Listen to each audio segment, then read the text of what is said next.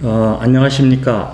오늘은 저번 편에 관련한 이야기를 하겠습니다. 어디에 투자를 해야 하는지, 내 돈을, 내 여유 자금을 내 노후를 위해서 또는 저축을 위해서 어디에 투자해야 하는지에 대해서 생각해 보도록 하겠습니다.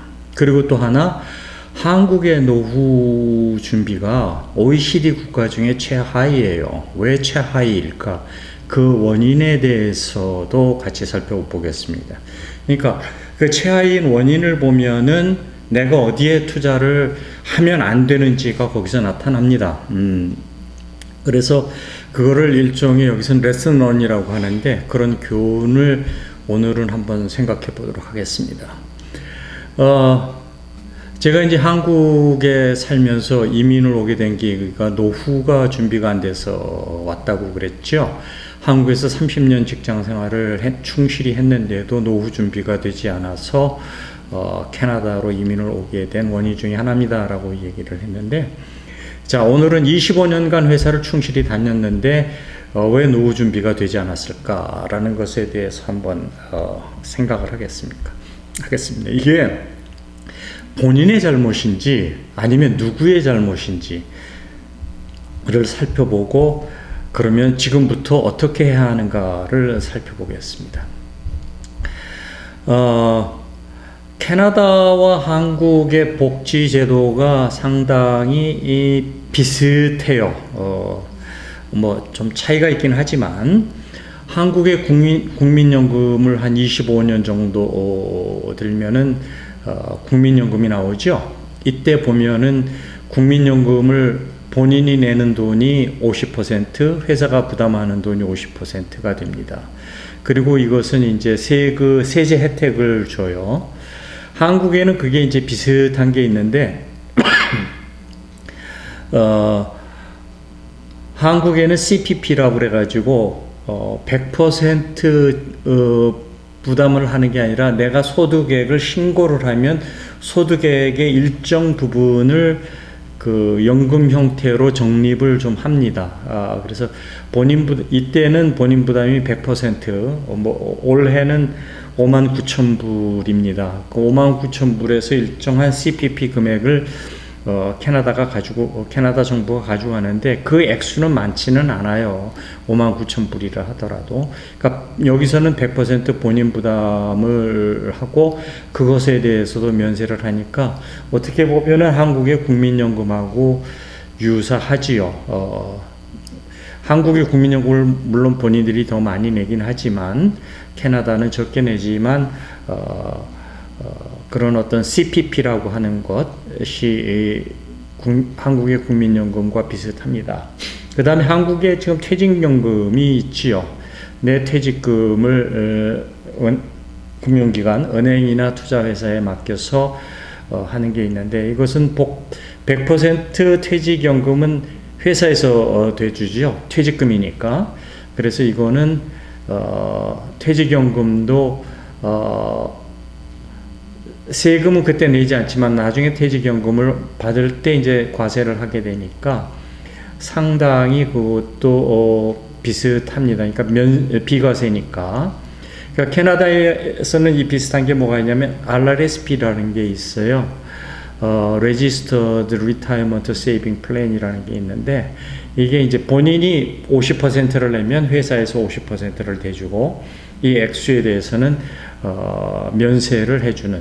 그러니까 제가 이제 테이블을 올려드릴 텐데, 캐나다에는 RRSP하고 CPP가 있고 한국에는 퇴직연금이 있고 국민연금이 있다 라는 그 비슷한 게 있는데, 이것을 한번 비교해 보겠습니다.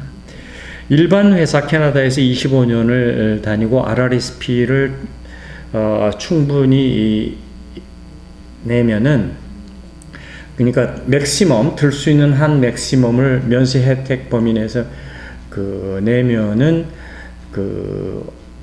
이 RRSP가 한 25년을 내게 되면 여기서 나오는 돈이 얼마쯤 되느냐면 월 3,000불에서 한 5,000불 정도 됩니다. 물론 RRSP를 투자하는 그 펀드는 잘 들어야 되겠죠. 그 펀드 공부는 해가지고 들어야 되는데 일반 캐나다 사람들은 그 잘 아니까 그 펀드를 찾아서 듭니다. 그 같은 경우에 25년을 회사를 다녔으면은 월 3,000불에서 한 5,000불 정도를 받게 되고요.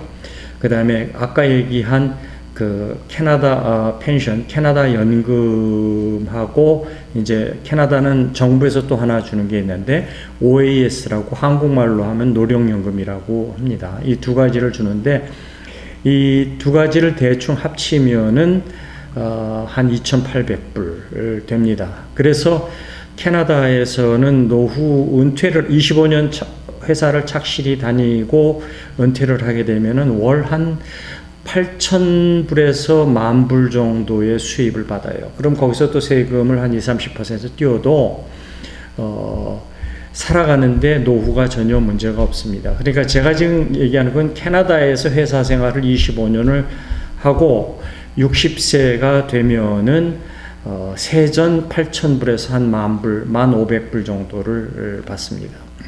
한국 같은 경우는 제가 계산을 해보니까 국민연금이 한 60만 원 정도 나오고요.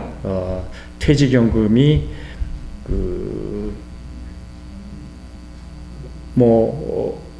100만 원 정도 나와요, 월. 그래서 총 160만 원이 되니까 이 두 연금을 가지고 한국에서는 생활할 수가 없겠죠. 그래서 이제 한국의 노후 전문가들이 얘기하는 게 한국은 4층 연금이 필요합니다. 그래갖고 국민연금, 퇴직연금, 개인연금, 주택연금.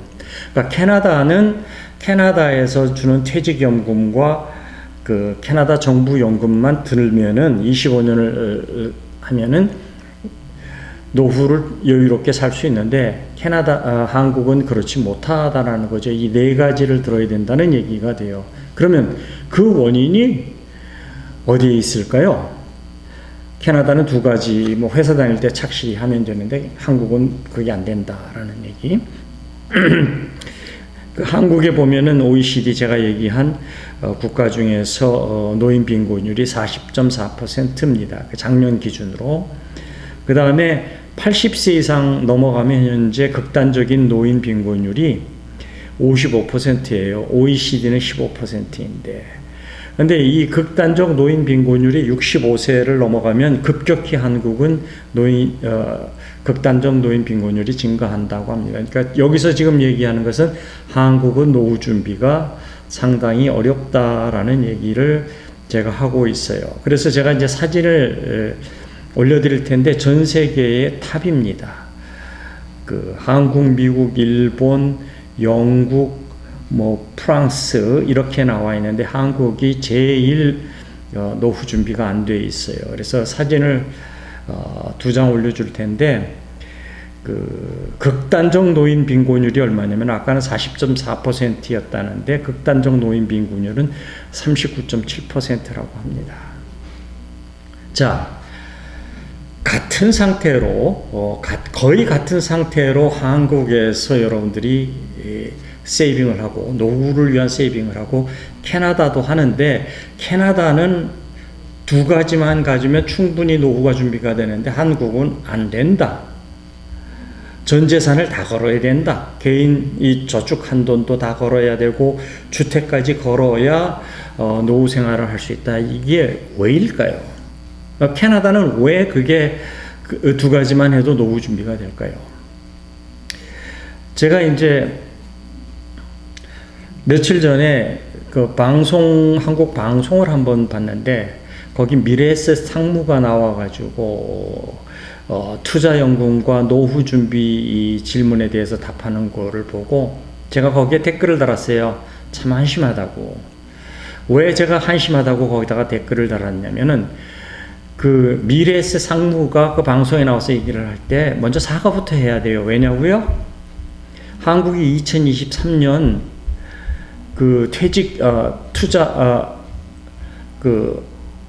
퇴직연금의 수익률이 2%밖에 안 됐대요.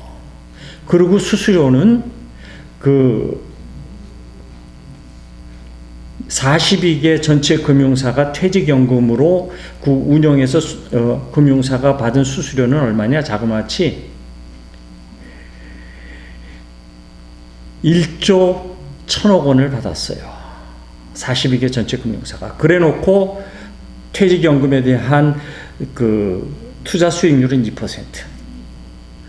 이게 얼마나 뻔뻔스러우면 방송에 나와서 그런 것에 대해서 사과는 하지 않고 투자연금을 드시고 노후는 어떻게 준비하세요? 이 사람들이, 한국 사람들이 왜 노후 준비가 안 됐는데요? 이렇게 투자 수익률이 낮으니까 안 되는 거예요. 이 북미나 캐나다나 미국의 투자 수익률은 보통 10%가 넘어가거든요. 뭐 어떤 거는 20%도 되고. 그렇게 투자 수익을 올리는데 한국은 1년에 2%래요. 제가 참 한심하다고 여기는 게 뭐냐면은 북미의 일반은행, 뭐 한국으로 얘기하면은 뭐 신한은행, 뭐 KB은행, 뭐 이런 은행들이 대형은행, 이런 은행에 가면은 통장이 두 개가 있습니다. 한국도 두 개가 있죠. 저축 예금이 있고 일반 예금이 있고, 일반 예금은 뭐 워낙 1년에 0. 몇 % 이율이 붙고 저축예금도 있잖아요. 그런데 북미 일반은행의 저축예금 통장의 연이율이 얼마냐면 최소 3%예요. 제가 이제 일반 은행에서 저축 예금을 들었을 때 그 이유를 제가 그래프를 올려드릴 텐데 한번 보세요. 최하 3%고 많을 때는 5.8%까지 가요. 평균 얼마냐? 한 4.5%가 됩니다. 일반 저축 예금에서 그렇게 이자가 붙어요. 그런데 한국은 투자회사라는 회사에서 투자연금을 했는데 2%를 내요. 그럼 뭐하러 거기 그 사람들 봉급 주고 그래요. 한국에서 그 투자연금 받아가지고 북미에 있는 은행에 저축예금에 넣어놔도 이율이 최소 3%에서 5.5%를 왔다 갔다 하고 평균 4.5%가 되는데요. 그렇죠? 그래 놓고 투자 수익률 2% 올려놓고 지내는 수수료를 1조 1천억을 자기네 수수료로 해서 자기네 금융사 배불리는 거예요. 부끄러운 줄을 알아야지요. 뭐 한 6개월 전, 1년 전만 해도 뭐 연금, 노후 설계사라는 사람들이 방송에 나와서 하는 얘기가 뭡니까? 은행에 넣어둔 돈에 또는 뭐 부동산에 넣어둔 돈에 수익률을 4%를 보세요. 제가 거기에 댓글을 달아갖고 4%는 적다고 막 했더니 요새는 그런 얘기는 하지는 않더라고요. 요새 노후 설계사라는 사람들이 나와서 얘기하면 4% 얘기는 쑥 들어갔어요. 그러니까 이게 뭘 얘기하느냐, 한국 금융기관에 모럴 해저드, 도덕적 해이를 얘기하는 거예요. 그 사람들이 거기 앉아 있어야 할 이유가 없어요. 폼 잡고, 거기 왜 앉아 있어요? 투자 수익률을 이제 북미에 있는 미국, 캐나다의 저축은행 저축계좌의 일반 저축계좌의 수익률보다도 못 올리는 수익을 올리면서 뭐하러 거기서 있어요? 그러니까 거기서 예를 들어서 10% 정도의 연수익을 올렸다고 가정을 해요. 한 7% 든. 그러면 한국의 노후를 준비해서 세이빙하는 사람들이 노후가 편해질 거 아닙니까? 자기들 때문에 노후가 불안한 거예요. 그래서 빈곤율이 세계 제일이라고요. 똑같이 똑같은 방법으로 저축을 하는데 북미는 노인 빈곤율이 아주 낮아요. 한국은 40%예요. 이 차이는 뭐에 의한 거냐? 금융기관의 실력, 한국 투자회사들의 실력이 없음을 얘기하고 있는 겁니다. 그러니까 여러분들이 지금, 제가 이제 저번에도 S&P 500 관련해서 설명을 했지만, 여러분들이 투자를 하고 그 저축을 해야 되는 건 어디에 해야 할 겁니까? 그렇게 금융기관의 도덕적 해이가 되어 있는 곳에서 하면 안 된다라는 거죠. 예국심에 의해서 한다면 여러분들의 노후가 불안해질 수밖에 없습니다. 자, 여러분들이 왜 여러분들의 노후가, 일반 국민들의 노후가 한국에서 불안한지, 누구의 책임인지, 그것은 전적인 저축을 안 한 사람들의 문제도 있겠지만, 저축을 충실히 했는데도 노후가 불안하다면 그것은 금융기관의 책임이에요. 똑같이 캐나다에서 했는데 캐나다에서 노후가 준비가 되고 한국에서 노후가 준비가 안 된다 라는 얘기거든요. 그러니까 그건 금융기관의 모럴 해저드, 도덕적 해이에 의해서 일어나는 겁니다. 그래서 금융감독원의 그 직무가 중요한데 엄격한 관리 감독을 해야 돼요. 그래서 수익률을 올리도록 금융기관을 유도를 하고 경쟁을 시켜야 됩니다. 경쟁을 안 시키고 관리 감독을 소홀하니까 국민들의 노후가 불안해지고 국가 경제가 흔들리는 거죠. 예를 들어서 그 돈을 다른 나라에 투자해서 그 나라로부터 달러를 갖고 들어오면 그 나라의 경제가 풍요로워질 수밖에 없잖아요. 그렇죠? 100억을 갖고 나가든 1000억을 갖고 나가든 거기에 1000억을 갖고 나가서 1년에 100억씩의 순수익이 한국으로 돌아온다면 한국에 지금 얼마나 많은 돈이 해외 투자가 되고 금융기관이 돈을 갖고 있어요. 거기서 10% 정도를 해외에서 벌어들인다면 웬만한 산업, 현대자동차, 삼성전자 이런 것보다 더 큰 국가의 풍요를 가져올 겁니다. 그래서 여러분들이 이런 위험 요소, 이런 건 여기 리스크라 그러거든요. 이런 리스크 팩터가 지속되는 경우에 여러분들은 어떻게 할 거냐? 여러분 개인들은 어떻게 할 거냐? 여러분들이 금융기관을 믿을 수 없어요. 주식시장을 믿을 수 없어요. 여러분들이 주식시장의 문제는 누구보다도 다 잘 알고 있잖아요. 정치에 의해서 흔들리고 대주주에 의해서 흔들리고 하는 그런 위험 요소가 산재해 있고 금융기관이 그런 모럴 해저드가 됐고 자기 배만 불리면 여러분들이 개인이 해야 하는 것은 위험 요소를 제거해야 됩니다. 그 방법은 여러분들이 북미 투자 회사에 어카운트를 개설해 가지고 북미 투자 회사를 통한 펀드를 투자를 하세요.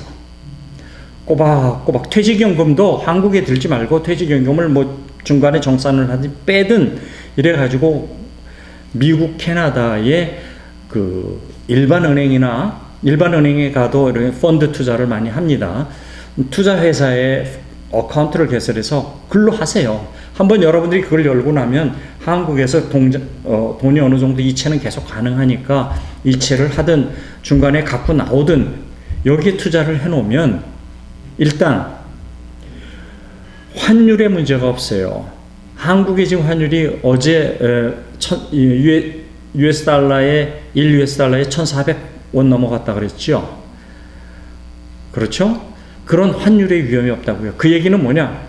미국 달러로 투자를 해놓으면 한화의 환율이 나빠지기 때문에 계속 나빠지기 때문에 좋아진다는 거예요. 제 경험을 말씀을 드리면 제가 이민 나올 때 한 5년 전에 그때 US 달러하고 한국 환율이 얼마였냐면 그때 그 1 US 달러에 1,000원이었어요. 근데 지금 1,300원, 1,400원, 어제 1,400원 넘어갔다 그러니까 거기에서 벌써 어떤 환차익이 생깁니까? 40%의 가만히 있어도 환차익이 일어났다라는 얘기가 되는 거예요. 그래서 그런 환 리스크에 대해서 커런시 리스크도 US 달러로 투자를 해놓으면 없다라는 얘기가 됩니다. 그래서 여러분들이 가능한 한 이 북미의 투자 회사의 어카운트를 개설해서 그 회사를 통해서 펀드를 투자를 하세요. 왜 펀드를 투자를 하세요라고 얘기하는 것은 제가 나중에 설명을 다시 하겠습니다.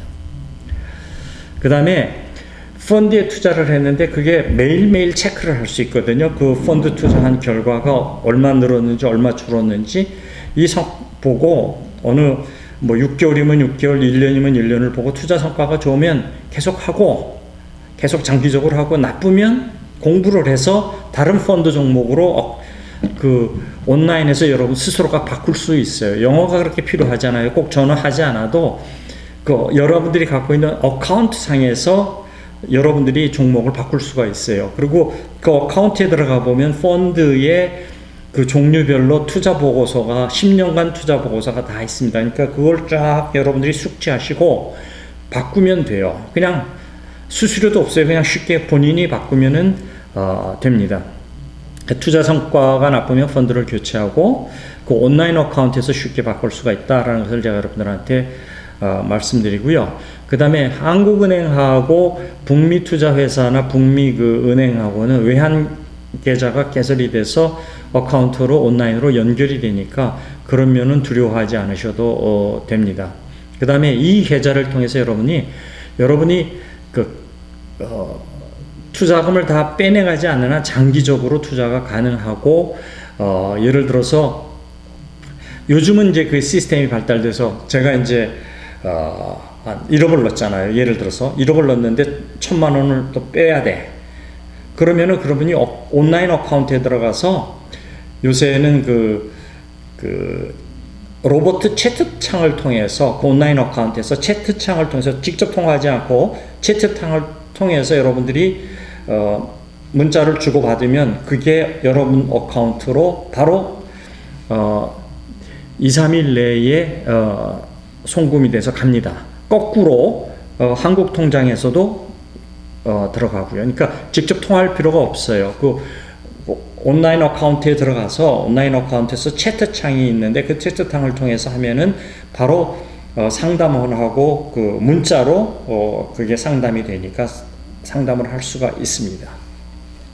그래서 이제 그런 어떤 계좌를 통해서 해외 북미 계좌를 통해서 여러분들이 장기적으로 투자가 가능하고 수익을 뺄 수도 있고 그렇습니다. 그래서 그런 방법이 있으니까 꼭 한국에 여러분들이 투자해야 할 이유가 없어요. 여러분들이 투자하는 것만큼 한국에 투자하는 것만큼 여러분들은 손해를 보고 있는 겁니다.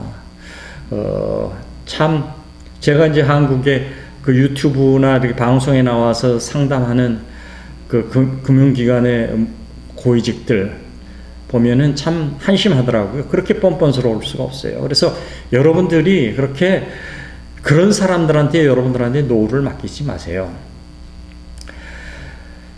그 금융기관이나 그 투자회사의 투자 담당자나 애널리스트들은 아까 얘기한 투자에 대한 수익을 제대로 올리지 못하기 때문에 국가 경제에 상당한 해악을 주고 있어요. 그러니까 저축은행보다도 못한 수익률을 얻으니까 그게 국가 경제에 해악을 주고 있는 거죠. 그게 결과적으로 여러분들의 노후를 불안하게 하고 노후를 어렵게 한다는 겁니다. 그 원인은 어디 있느냐? 그들의 실력이 부족한 거예요. 영어 실력이 부족하고 투자 실력이 부족한 거고. 그래서 이런 금융기관의 투자 상담자나 투자 담당자나 애널리스트들의 실력 부족으로 노후에 악영향을 주고 있고 부끄러워하지 못한다는 것. 참 제가 보기에는 너무 뻔뻔스럽더라고요. 그래서 제가 생각하는 개선점 대책은 한국 금융기관에 여러분들 개인적으로는 그게 마음에 안 들면 북미로 나오시는데 제가 그 금융기관 담당자들한테 얘기하는 개선점 및 대책은 뭐냐면 경쟁을 치열하게 하세요. 실적과 성과 위주로 꽁 잡는 게 매입니다. 꽁을 못 잡는 매를 키워야 할 이유가 없지요. 그래서 경쟁을 치열하게 하고 실적과 성과를 철저히 따져서 실적과 성과가 나쁘면 어느 기준선에 못 미치면 레이오프하고 잘라내고, 그리고 한국에 그런 사람이 없다면 북미에 있는 그 투자 담당자나 애널리스트들, 여긴 많거든요. 그런 외국인들을 영입을 하세요. 고액을 주고라도 영입을 하면 그 사람들이 벌어들이는 돈이 그 사람 주는 임금이 아무리 많다 하더라도 뭐 20만 불, 30만 불을 줘도 그 수익은 무진장 많이 올린다고요. 그래서 북미 투자 담당자나 애널리스트를 영입을 하라고 하십시오. 그 사람들이 북미에 사는 방법을 그대로 한국 금융기관에 가져가서 하고, 그들이 그 릴레이션이 이런 북미에 월가에 있는 사람들하고 연결되어 있기 때문에 거의 비슷한 방식으로 투자를 할 겁니다. 그리고 이제 세 번째로 뭐냐면, 그 은행에 가면 텔러들 있잖아요. 그 데스크 앞에 앉아 있는 사람들. 그 사람들 임금을 줄이세요. 여기 북미은행, 캐나다나 미국에 가면 데스크 앞에 앉아 있는 사람들을 텔러라고 그러거든요. 이 텔러의 임금은 상당히 저임이에요. 임금을 저임으로 줄이고, 그런 투자 담당자나 애널리스트들의 급여를 고액으로 하고, 그 다음에 연말 실적에 따라서 성과금을 많이 주세요. 그래서 투자에 대한 수익률을 철저히 금융기관이 따져서 그것들을 국민들에게, 투자하는 사람들에게 배분을 하십시오. 그렇게 되면 저번에 중국 계좌나 홍콩 연금에 투자해서 반토막이 됐다, 이런 일이 안 벌어질 겁니다. 그 다음에 이제 네 번째로, 한국 투자기관의 실적이 선진국 수준에 개선되지 않으면 개인적으로 여러분들은 각자 도생해야 돼요. 북미에 여러분들이 어카운트를 만들어서 투자하십시오. 물론 압니다. 한국에서 개인들이 해외 투자하는 게 쉽지 않다라는 것, 외환관리법 등이 있어서. 그렇지만 한번 투자를 해놓으면 여기에서의 돈을 한국으로 가져가는 것은 제한이 없어요. 나오는 것은 제한이 있어도 들어가는 건 제한이 없으니까 처음에만 어렵지, 여러분들이 한번 처음에 장애 요인만 극복하고 나면 여러분들의 노후가 편안해집니다. 그런데 여러분들만 편안해지는 게 아니라 여러분들의 안정적인 노후뿐만 아니라 자손들도 안정적이에요.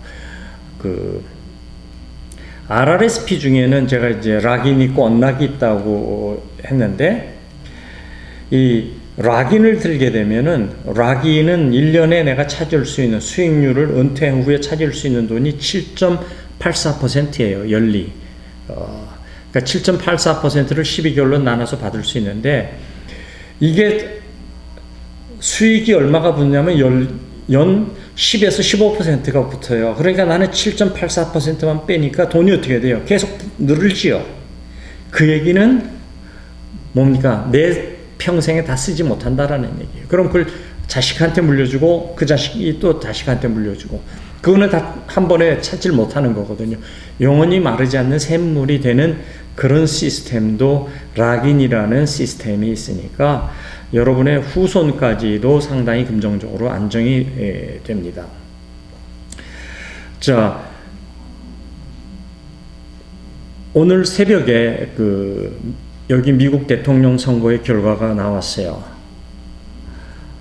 트럼프가 대통령이 됐죠. 해리스를 이기고. 근데 이제 그게 여기서 상당히 중요한 핫 이슈, 한국에서도 핫 이슈였겠지만은, 이게 이제 투자한 것과 어떤 영향이 있느냐면은, 제가 왜 이 설명을 드리냐면, 한국의 투자가들이 죽어도 북미의 투자가들을 따라올 수 없습니다 하는 예를 지금 보여드리는 거예요. 최신 예를.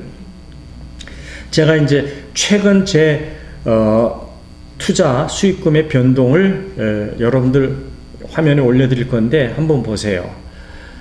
어떤 일이 있었냐면은, 선거가 있기 2, 3일 전에 한 3, 4, 일주일 전부터 조금씩 떨어졌어요.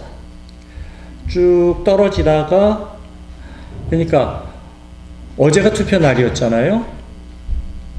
아무도 몰라요. 근데 어제 주식이 S&P 500이 1.23%가 올랐어요. 선거를 하고 있는데. 그래서 제가 그걸 보고 아무 호재가 없는데 이상하다. 이게 왜 이렇게 1.23%가 뛰지? S&P 500은 보통 많이 뛰어야 특별한 날이 있긴 하지만 많이 뛰어야 0.5% 이하에서 오릅니다. 많이 올라야. 물론 많이 쭉 떨어졌다가 리커버리 할 때는 1% 이상 뛰는 때가 있는데 어제가 바로 1.24%가 뛰었어요. 그래서 야, 이상하다. 이게 왜일까? 그게 오늘 아침에 보니까 트럼프가 됐다는 거예요. 그리고 오늘 뛰는 수익률이 2.5%가 뛰었어요. 그러니까 단 어제 오늘 이틀에 S&P 500 지수가 얼마나 뛰었냐면 4%가 뛰었어요. 그러니까 어제 벌써 이쪽 해외 투자가들은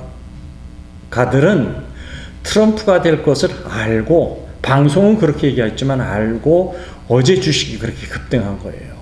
그리고 오늘 아니나 다를까 트럼프가 되니까 2.5%, 어제가 1.25%인데 오늘은 2.5%, 배가 뛴 거예요. 그러니까 단 이틀에 4%가 튀었어요. 제 투자 이제 수익률의 변동을 보면 어제 오늘 하루에 그냥 쭉 올라간다고요. 뭐 제가 벌어들인 액수는 여러분들한테 공개를 할 수 없지만 여러분들이 들면 깜짝 놀랄 액수의 이틀 동안에 제가 수익을 올렸습니다. 신기록이에요. 그래서 제가 그걸 보고 느낀 게, 이게 죽어도 한국의 투자회사나 투자기관은 이 월가에서 일하는 사람들, 이 북미에서 일하는 사람들을 따라올 수가 없구나라는 것을 제가 다시 한번 체감을 했습니다. 자, 여러분들의 노후를 위해서 어디에 투자를 할까? 여러분들 개인이 어떤 주식에 이렇게 투자를 하지 마세요. 그 다음에 한국에서 얘기하는 투자 모임이 뭐 V5니 스캐드, SCHD 이런 것에 하지 말고 북미 기관에서 하는 주식의 펀드에 들어가서 S&P 500이면 S&P 500, 나스닥이면 나스닥에 투자하는 연금에 들어서 여러분이 하면 됩니다. 그 방송을 제가 들으면서 거기에 사회자가 이제 미래에셋 상무가 투자연금 상담을 하는데 남자 사회자가 묻더라고요. 당신이 지금 얘기하는 게 하이리스크 하이리턴을 얘기합니까? 사회자는 어디서 그 얘기를 들었는가 봐요. 제 유튜브를 봤는지는 모르겠는데. 그런데 그것에 대해서 하이리스크 하이리턴이 무엇인지 답변을 안 하고 넘어가더라고요. 그게 그 투자회사의 중견 톱 클래스에 있는 사람의 실력입니다. 자, 여러분들이 어디에 투자를 해야 할까? 제가 한국에서 30년 하고 여기서 25년을 한 것을 비교해보면 너무나 자명합니다. 여러분들이 북미에 나와서 북미의 주식 펀드에 들어서 투자하시는 게 답입니다. 감사합니다.